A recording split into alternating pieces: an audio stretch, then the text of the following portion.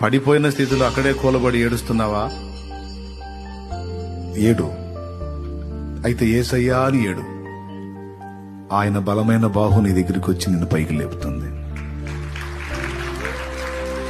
యేసు నడిచినట్టే తాను కూడా నడుద్దామని అడుగు ముందుకేసాడు సీమోను పేతురు. 4 అడుగులు నడిచాడు కూడా. కొంత దూరం నడిచాడు, కానీ నిలవలేకపోయినాడు. పరిస్థితులకు భయపడి జారిపోయినాడు, మునిగిపోసాగాడు. అయితే ఒక తెలివైన పని చేశాడు. ఇంకా ఆయన మాత్రం ఏం కాపాడతాడు అనుకోలా. మునిగిపోసాగటం మొదలుపెట్టినప్పుడు వెంటనే పెద్దగా కేక వేశాడు, ప్రభువా నన్ను రక్షించు. వెంటనే యేసయ్య చేయి వచ్చేసింది ఆయన దగ్గర.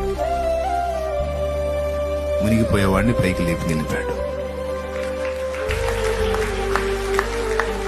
నీ ప్రభువు నీకు తోడున్నాడు.